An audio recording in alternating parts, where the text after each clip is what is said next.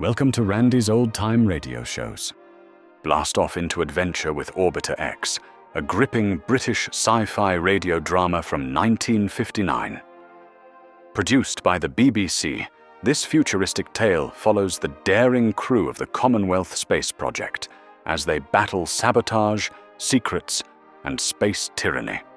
With suspenseful storytelling and realistic tech talk, Orbiter X thrilled audiences of its time.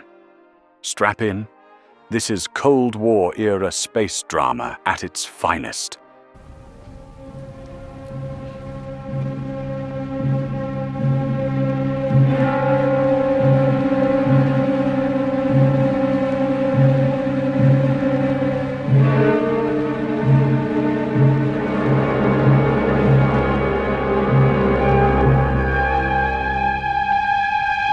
Orbiter X.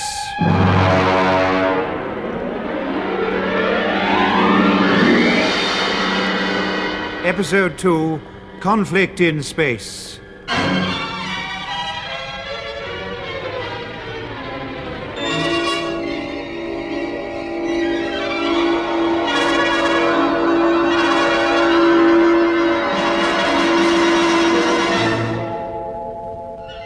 The aim of the Commonwealth Space Project is to assemble a manned space station, codename Orbiter X, 1,000 miles above the surface of the Earth. The first assembly crew, led by Captain Jack Bradley, has run into trouble, and Bob Britton, his co-pilot Douglas McClelland, and flight engineer Hicks undertake rescue operations. They locate Bradley's ship, and Bob and Hicks board it in spacesuits. It's been badly damaged. One man has been killed, and there's no trace of the other members of the crew. Bob and his companion return to their own ship. As they draw away from the wreck, their radar tells them that they're being pursued by an unidentified flying object. The UFO closes in, and their engines are stopped by an explosion which fractures the hull of their ship. Closing the airtight bulkheads against the vacuum of outer space, they suddenly hear the sound of movement on the outer hull. Bob warns his crew to stand by for boarders. Orders in space?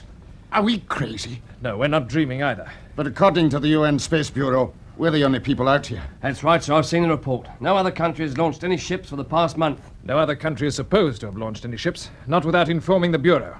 But it's obvious that somebody has been keeping his plans to himself and ganging up on us. Yeah. I've often wondered what certain people really thought of the Commonwealth Space Project. Now we know. It sounds as if they're getting down to business. Close the airlock valves, Hickey, and start the emergency generator. Aye, aye, sir. At least that'll stop them opening the hatches. Do you think they mean to come in and get us, Bob? It could be. There's no doubt they've got Bradley and Wilson, and we're next on the list. Well, whoever they are, it beats me why they're playing this cat and mouse game. They could have blown us to bits with no trouble at all. Yes. And if they only wanted to stop us going ahead with the assembly work on Orbiter X, wouldn't it have been safer for them to destroy the component parts? We've had all the bits and pieces circling around the Earth for weeks now. Maybe they plan to assemble the components themselves. That's a thought, eh? We supply the goods, and they get the space station. Hello? Hey, what's going on now? My guess is that they're rigging up some sort of communication gear. If they could talk us into surrender, it'd save them a lot of trouble. We can give them trouble, all right, if we can get at them. And the only way to do that is to go out and meet them, face to face. Well, I'm ready. How about it, Bob? No. They'd pick us off as soon as we tried to leave the escape hatch. No, we can do better than that. If we can get some of the jets working, we can still give the UFOs a run for their money. See what you can do with the engines, Hickey. Right, Bob. And you, Mac, get cracking on the intercom. Okay. You might break through the interference. Right. LOCSP. Orbiter 2 calling CSP Woomera. Orbiter 2 calling CSP Woomera. Are you receiving me?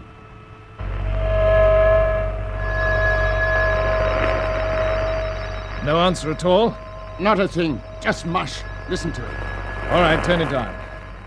Well, Hickey, what luck? Well, Bob, the damage in the engine room has probably been caused by a missile with a proximity fuse. The starboard compressors have completely had it. What about the others? Groups 3 and 4 okay on the port side. So, if we could get below an altitude of 1,000 miles, we'll be under the interference zone, and we should be able to talk to CSP and warn them. Then let's get going. What are we waiting for? The point is, the moment we get underway, the UFOs will almost certainly attack, and they may shoot to kill next time. Are you ready to risk it? Sure I am. Yes, me too, sir. Good. I think the chance is worth taking. So we're all agreed. You can open the taps, Chief. Aye, aye, sir. Now, it'll take a minute or so to build up the temperatures in the combustion chambers. Don't worry, we'll wait. Bob, listen to the intercom. Is it my imagination or... No. The interference is clear. Start transmitting. I will. Orbiter 2 calling CSP control. Are you receiving me? Try again. Right. We are receiving you, Orbiter 2. That's not Womera. No. Then it must be the... Yes, UFOs. Exactly. All right, I'll take over. This is Captain Britain, Orbiter 2. Who are you? This is your escort commander. We regret the damage to your ship. We trust there are no casualties. Where do you come from? What are your intentions? I cannot answer questions.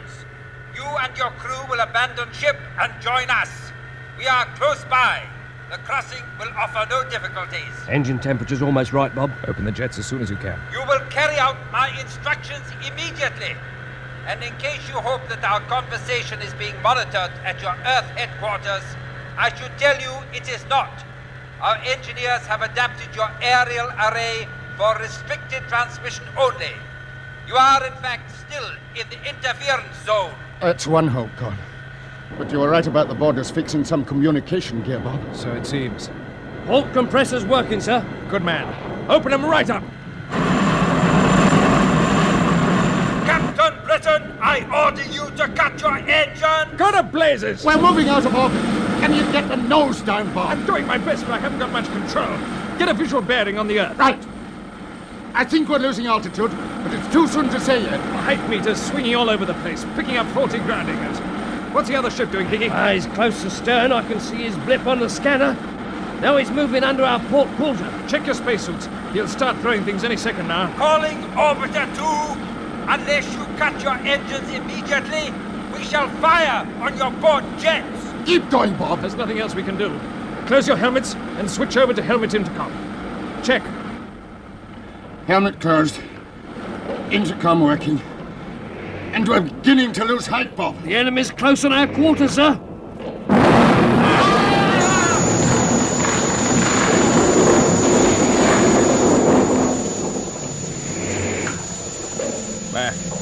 Mac, are you all right? Yes, I think so. What about Hickey? I think he's had it. Let me see. No, he's alive. But his shoulder's bleeding. I'll get my first aid box. There's no time for that. We've got to seal up the tear in his suit, quickly. Give me the emergency pack. Here it is. Pressure's dropping in the cabin. He's starved for oxygen. He mustn't panic. I remember the drill. First patch goes under the tear. In there. Like this. I hope that'll hold. Is his oxygen full on? Yes. Now, an outside patch. He's breathing. Good. This is about the best we could do for you, Hickey, old son. Sorry about the shoulder. He seems to have taken a crack on the head, too. Make sure his intercom is turned on, Mac. Otherwise, we won't hear him when he comes round. Okay. And the injury to your flight engineer. You can save his life only by bringing him over to us. You hear that, Mac? Yes, I hear it. Well, I suppose we haven't much choice. Afraid not. But what are the physical conditions inside our ship? If we do get Hickey over, would it be safe to take him out of his spacesuit? Permit me to answer that question. Of course. They can hear every word we say. Yes, and we are not monsters. We shall provide you with breathable air at the pressure to which you are accustomed in normal space flight. We must take your word for it. We're coming out. Excellent. I'm glad that you are being sensible at last, Captain Britain. Is there any pressure in the airlock, Mac? Now the indicator's on 0. Then you can open the inner and the outer hatches. Right. Are you going to guide us? Yes. I just tied Hickey's short line onto my belt. You can hitch yourself onto him, too. Okay. I've switched off his magnets. Now be careful, he's quite weightless. Right. We don't want to send him crashing into the roof.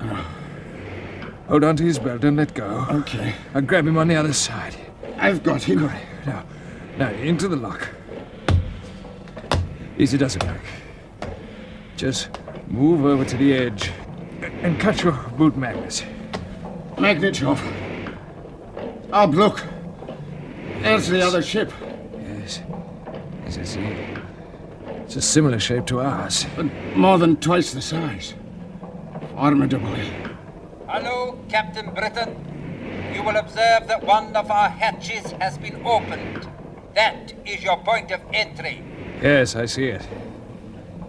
There's about 60 yards to go, Mac.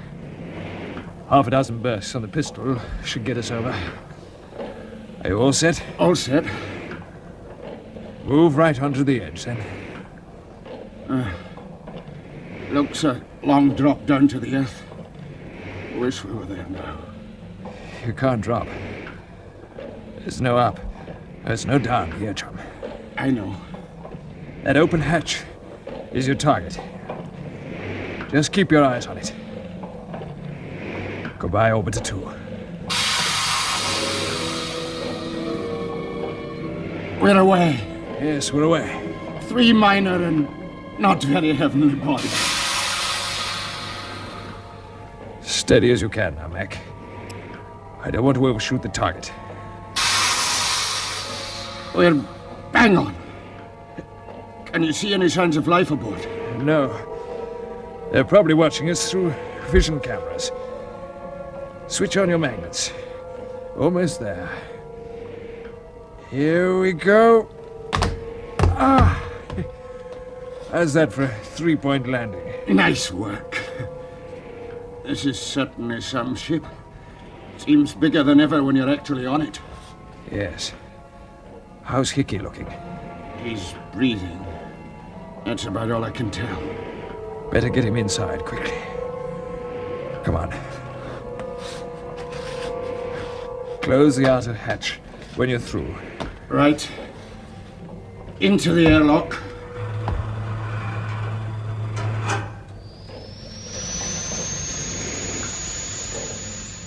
Well, here we are. Whether we like it or not. I wonder if it is air they're pumping into the lock. We won't take any chances with it. How far do you think we can trust these people? I'd say we can probably trust them. Until they deliver us to their headquarters. Wherever that may be. Pressure seems okay. Let's try the inner hatch. Now what goes on? Not very much by the look of it. We seem to be in an empty cargo hold. Welcome aboard, Captain Britain. Perhaps you will be good enough to close the hatch behind you. I'll do it, Bob.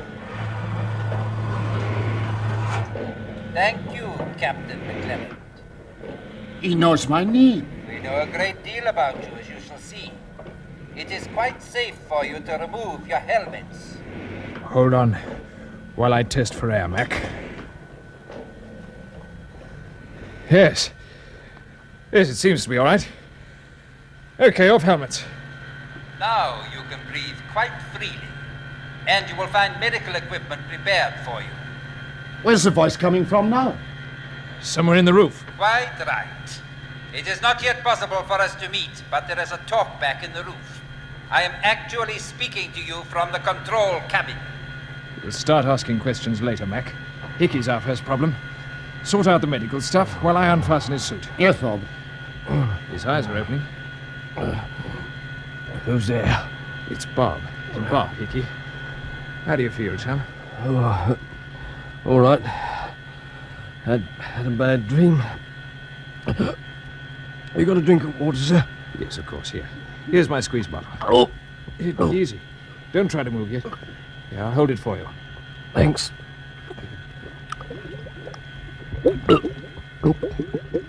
Steady.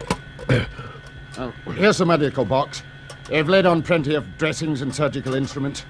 Ah, we'll soon have that shoulder of yours cleaned up, Hickey, my boy. Oh, thanks. I remember there was an explosion. Where are we now? We're aboard the UFO. What? Ooh. Yes, Dave. There was nothing for it, Hickey. Mac and I had to bring you over. Hope I wasn't a lot of trouble, sir. No, none at all. But who are the UFOs? We don't know yet. Shh, listen. Transmitting WT. It's being relayed from the control cabin through the talkback. They've cut the speaker. Did either of you get any of that? Not really, but the start of it sounded like our call sign. It did too. It's obviously something to do with us. Yes, but what? I'd give a lot to know what's in that message and who it's intended for.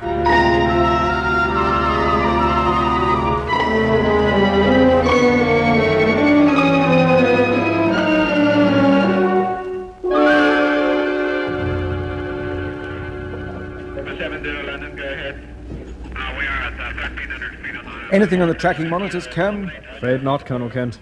Only the interference pattern. I don't understand it. Orbiter 2 should be clear of the interference zone by now. Unless, of course, Britain's run into the same trouble which put Bradley's ship out of action. Colonel, there's WT coming through on Orbiter 2's frequency. Something at last. Now, don't lose it. Cam, check with direction finders and make sure they're beaming onto those signals. Yes, sir. This is CSP Control Woomera calling DF. Are you receiving WT on Orbiter 2 frequency? Check, please. Urgent. Message from Orbiter 2 complete, sir. Here's the transcription. Thank you. Let's see.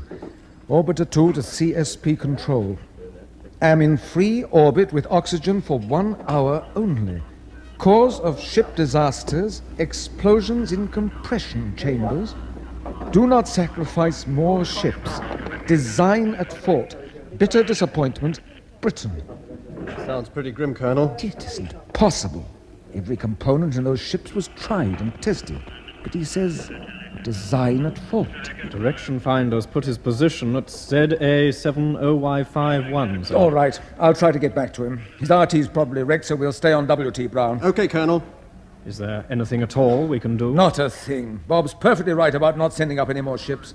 The whole matter will have to go before the Commonwealth governments. There'll be inquiries and tests. How long will it take? 1 year, 2 years, maybe more. I see. So the Commonwealth Space Project is back where it started, sir? Not quite. Not while Bob and his crew are still alive. They may still give us some information which could change the whole picture. No response from Orbiter 2, sir. Oh, just keep sending.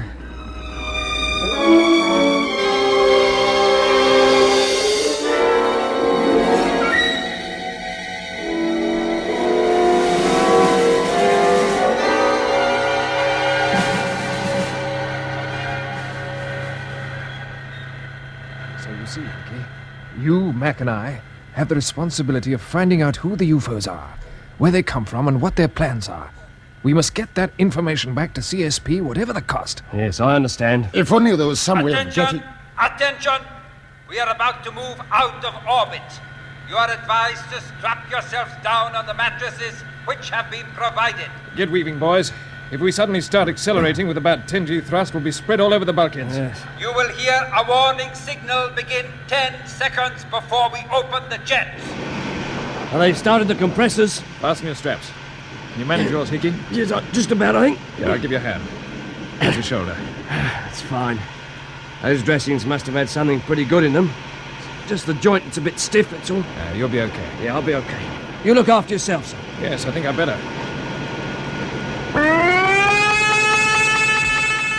10 seconds to go, Bob. Can you make it? Yes, I can make it. Now get your heads down. Next stop, Mars. Could be...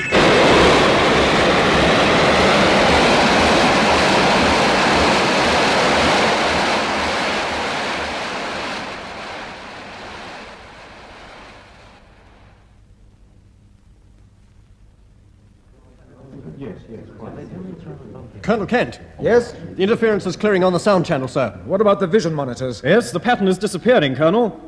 Picture coming up on Monitor 1. Yes, it's one of our ships. But which, Bradley's or Bob's?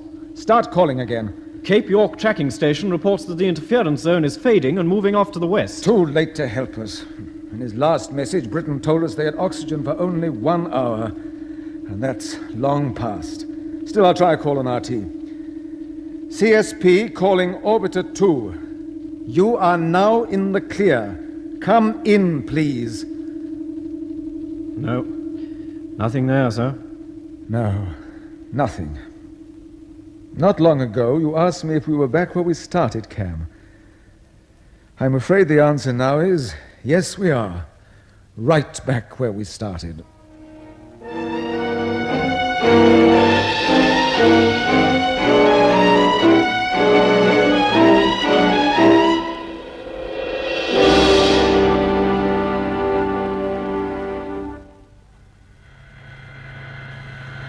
Bob! I say, Bob, Huh? wake up. What is it? Hickey, can you hear me? Yes, I can hear you. Got a peculiar taste in my mouth. So have I. We must have been drugged. Yes. They've mixed something with the oxygen. Oh, where are we? We're still aboard the UFO. It's time, Mac. Hello. My watch is gone. Mine has too. You got yours, Hickey? No, it's not here. It's been whipped. They all have. Our friends obviously don't want us to know how long we've been in flight. The calendar watchers would have told us plenty. Well, we haven't grown long beards, have we? They could have given us a shave. Wouldn't put it past them. Don't miss a trick. Yeah. How about giving the jailer a shout? It can't do any harm. But we won't learn much. We'll see. Hello there! Yes, Captain McClellan, we are listening. I thought you would be. What's the idea of the anesthetic? We sent you into a deep sleep in order to spare you the monotony of a prolonged flight through space. What about our watches? We want them back. They will be returned to you. In a few moments, we shall be landing. Landing, eh? Where? You will discover the answer to that if you cooperate. Now check your safety belts. We are about to open the retrojets. We're bound to know where we are when we touch down. Can't keep us inside this thing forever. No, and just wait till we do get her. Prepare for landing. Get your heads back against the pads and relax.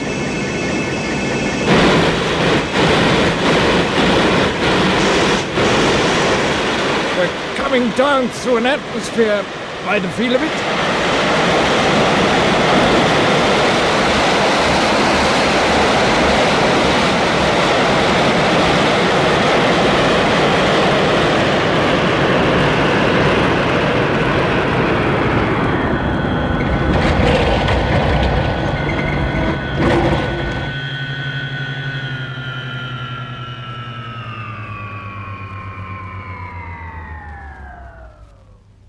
We're done. Right, unfasten your straps. Golly, I can hardly move.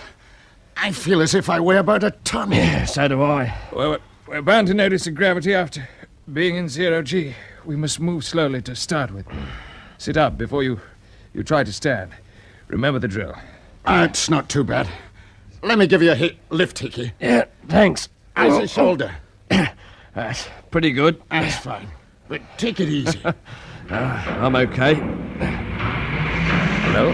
Ship's moving again. What's going on now? It feels as though we're going down on some sort of lift. I expect they're getting us clear of the landing platform. We'd better collect our gear before we're ordered out. Hello? What's wrong, Mac? My jet pistol's missing. So's my torch. Yeah, mine have disappeared too. What about yours, Hickey? Yes, sir, the blighters have whipped the lot. They're making pretty sure we don't give them any trouble. Our time will come.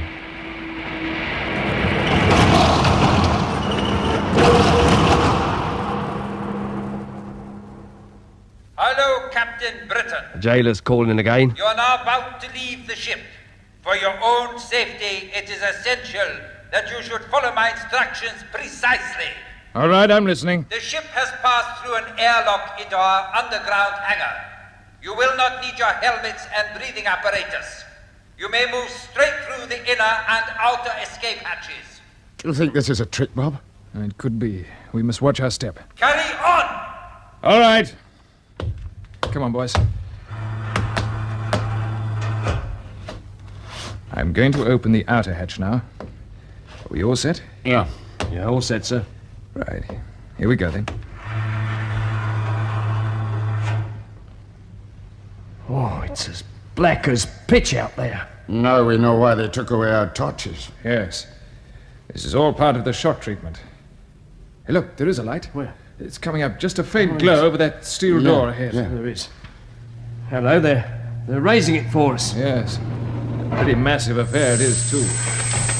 Must have been made as a safety precaution in case of fire out here in the hangar. You are now about to enter the control center. After passing under the raised screen, you will go through the first door, which you will find on the right-hand side of the tunnel. Here we go.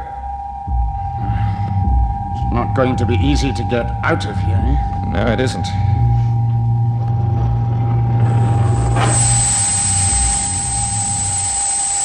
I've closed the entrance behind us. We'll just have to play along for a while longer. That's all we can do. Right, keep moving. Stay together. What do you make of the noise, sir? Pumps, generators, I can't tell. Maybe it's just part of the psychological softening up process. These people haven't brought us here for fun. If we've got some knowledge or information that they want, they may use unpleasant methods to get hold of it. I wouldn't put anything past them. And we seem to have reached the door we were told about. Yes, sir. This must be the one. Now listen. Just a last word of warning before we go through. You know the methods of interrogation used in police states, Hickey? I know, sir. And you, Mac? I've heard about them, Bob. The old stress techniques, eh? Exactly. And the build-up here seems to fit into the same pattern. Tension and uncertainty are calculated to undermine the judgment. So whatever happens, we must keep a grip on ourselves. Under no circumstances must we let these characters take over our thinking for us. Is that clear? Yeah. Yes, understood, sir. Good. Well, let's go in and see what we're up against. Follow me.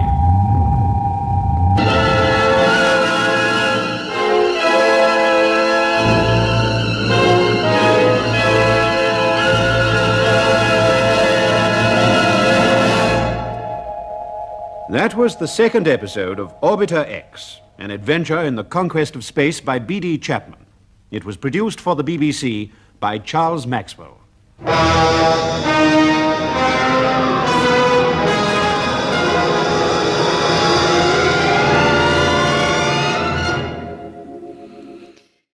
Well, folks, that's all for tonight's broadcast here on Randy's Old Time Radio Shows. Now, bringing these golden oldies back to life takes no small amount of time and effort from our good friend Randy, cleaning up the audio, converting the files, and making sure each show has the best audio possible. If you've enjoyed the program and you'd like to help keep these classics on the airwaves night after night, why not consider a small donation? Every penny goes straight to supporting Randy's work and helping this channel stay on the air. You'll find the links down in the description below. And for those of you kind souls who've already given, Randy tips his fedora to you. Your support truly keeps this old radio spirit alive. Thanks ever so much. And until next time, keep those dials tuned and keep the memories rolling.